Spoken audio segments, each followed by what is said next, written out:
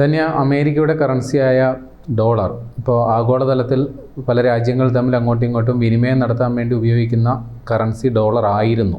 ഇപ്പോൾ അതൊക്കെ കഥ മാറി.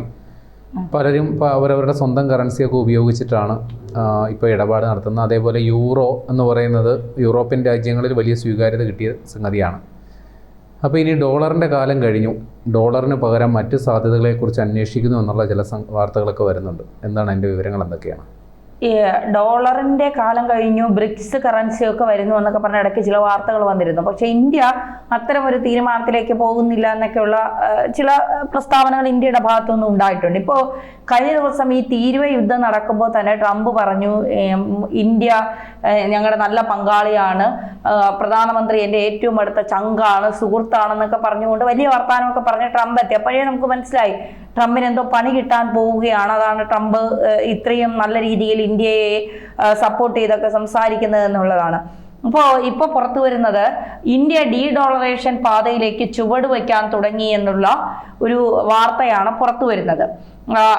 ഈ ഒരു ഭീഷണി ഭയന്നുകൊണ്ടാണോ, ഇന്ത്യ ഡീഡോളറേഷനിലേക്ക് പോകുമോ എന്ന് ഭയന്നുകൊണ്ടാണോ ട്രംപ് ഈ ഇന്ത്യയെ പൊഴുത്തിക്കൊണ്ട് രംഗത്ത് വന്നത് എന്നുള്ള ഒരു ചിന്തയാണ് ഇപ്പോൾ വിദഗ്ധർ വരെ, ഈ സാമ്പത്തിക വിദഗ്ധർ വരെ ചൂണ്ടിക്കാണിക്കുന്നത് എന്നുള്ളതാണ്. അപ്പോൾ ഇതിൻ്റെ ഏറ്റവും പ്രധാനപ്പെട്ട കാര്യമായി ഇപ്പോൾ പറയുന്നത് ഈ റിസർവ് ബാങ്ക് അവരുടെ നാണയശേഖരം വൈവിധ്യവൽക്കരിക്കാൻ ശ്രമം തുടങ്ങിയതായി കേന്ദ്രമന്ത്രി നിർമ്മല സീതാരാമൻ ഒരു അഭിമുഖത്തിൽ വെളിപ്പെടുത്തിയിരുന്നു.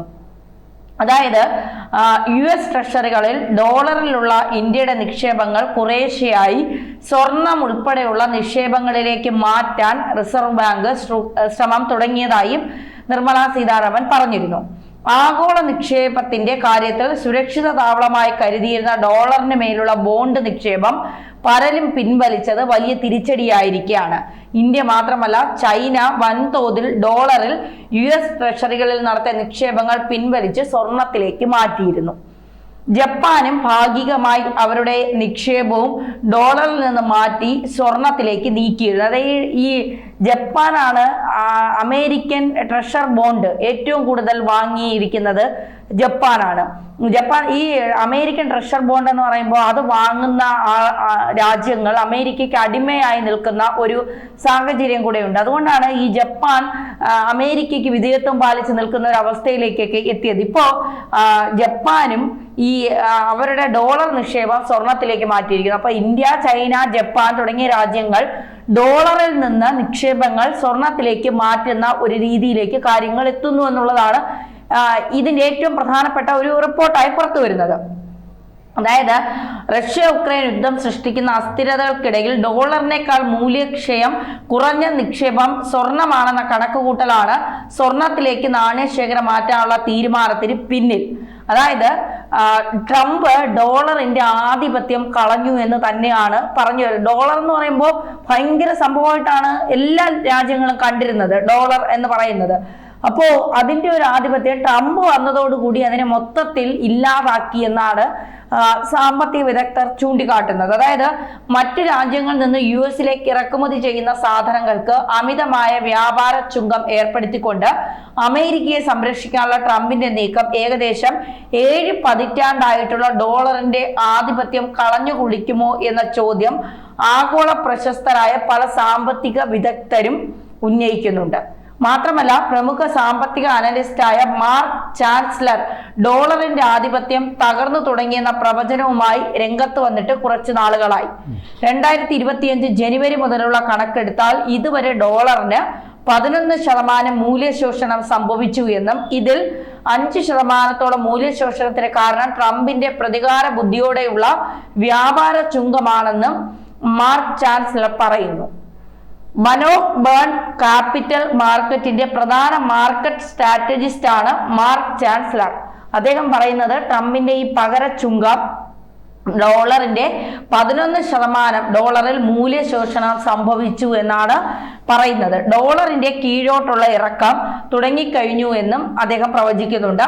വാസ്തവത്തിൽ ഇറക്കുമതി ചുങ്കം ഉയർത്തിയാൽ ആ രാജ്യത്തിന്റെ കറൻസിയുടെ മൂല്യം ഉയരുക എന്നതാണ് സാധാരണ സംഭവിക്കുക. എന്നാൽ ഡോളറിന്റെ കാര്യത്തിൽ നേർവിപരീതമാണ് സംഭവിച്ചത്. ട്രംപിന്റെ പ്രതികാര ചുങ്കത്തോടെ ഡോളർ കീഴ്പോട്ട് പോയി. രാജ്യങ്ങൾ അവരുടെ ഡോളറിലുള്ള കരുതൽ ധനം കുറച്ചുകൊണ്ടുവരുന്ന പ്രക്രിയയാണ് ഡീ ഡോളറേഷൻ എന്ന് പറയുന്നത്. ഡോളറിന്റെ കരുതൽ ധനം കയ്യിൽ വയ്ക്കുന്നതിന് പകരം പല രാജ്യങ്ങളും സ്വർണത്തിലേക്ക് മാറുകയാണ്. കാരണം ഡോളറിന്റെ മൂല്യം ചാഞ്ചാടുകയും സ്വർണത്തിന്റെ മൂല്യം മാറാതെ തുടരുമെന്ന പ്രതീക്ഷയും ഉള്ളതിനാലാണ് ഈ നിക്ഷേപങ്ങളെല്ലാം, നാണയശേഖര നിക്ഷേപങ്ങളെല്ലാം ഈ സ്വർണത്തിലേക്ക് മാറുന്നത്. ഇതോടെ ആഗോള വ്യാപാരത്തിലും ധനകാര്യ പ്രവർത്തനങ്ങളിലുള്ള ഡോളറിന്റെ ആധിപത്യം ക്രമേണ അമേരിക്കയുടെ ആഗോള നിയന്ത്രകൻ എന്ന മുഖേന മാറുകയാണ് ചെയ്യുന്നത്. അതായത് ഈ ഡീ ഡോളറൈസേഷൻ ട്രംപിനെ എങ്ങനെ ബാധിക്കും, അല്ലെങ്കിൽ അമേരിക്ക എങ്ങനെ ബാധിക്കുമെന്ന് ചോദിച്ചാൽ, ട്രംപിന്റെ നയങ്ങൾ ലോകത്ത് വലിയ മാറ്റങ്ങൾക്ക് കാരണമാകുമെന്നും ഇത് ഡോളറിന്റെ ആധിപത്യത്തിന് അന്ത്യം കുറിക്കുമെന്നും പലരും പറയുന്നു. ട്രംപിന്റെ തീരുവ നയങ്ങൾ അമേരിക്കൻ ജനതയ്ക്ക് തന്നെ തിരിച്ചടിയാകുമെന്നും വിലക്കയറ്റത്തിനും തൊഴിൽ നഷ്ടത്തിനും ഇത് കാരണമാകുമെന്നും വിലയിരുത്തപ്പെടുന്നു. ഇന്ത്യ ഉൾപ്പെടെയുള്ള രാജ്യങ്ങൾ ഡീ ഡോളറൈസേഷനിലേക്ക് നീങ്ങുന്നത് ട്രംപിനെ അസ്വസ്ഥനാക്കുന്നുണ്ടെന്നും റിപ്പോർട്ടുകൾ ചൂണ്ടിക്കാണിക്കുന്നു. ഇനി ഈ ഡീ ഡോളറൈസേഷൻ ട്രംപിന്റെ സാമ്പത്തിക നയങ്ങളെ എങ്ങനെ സ്വാധീനിക്കും എന്നത് സംബന്ധിച്ച് ചോദ്യങ്ങൾ ഉയരുന്നുണ്ട്.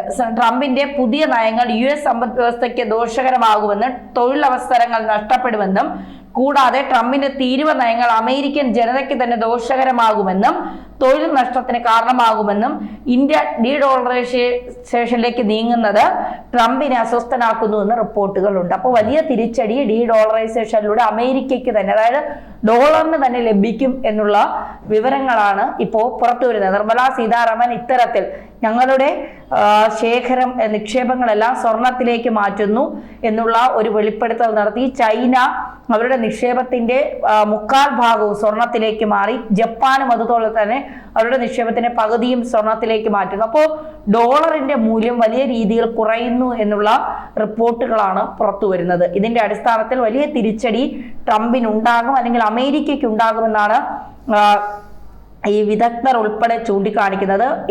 പ്രത്യേകിച്ച് അവർ ചൂണ്ടിക്കാണിക്കുന്നത് ട്രംപിന്റെ ഈ എന്താ പറയുക, വ്യക്തിപരമായ പകപോക്കലിലൂടെയുള്ള വ്യാപാര ചുങ്കം, ഇതാണ് ട്രംപിനെ വലിയ രീതിയിൽ അമേരിക്കയെ ബുദ്ധിമുട്ടിലാക്കുന്നതും അമേരിക്കയെ തകർക്കാൻ പോകുന്നതും. മാത്രമല്ല ഈ ഡോളറിന്റെ കീഴോട്ടുള്ള ഇറക്കം അത് വലിയ രീതിയിൽ അമേരിക്കയുടെ സമ്പദ് വ്യവസ്ഥയെ കൂടി ബാധിക്കുന്ന തരത്തിലേക്ക് നീങ്ങുന്നു എന്നാണ്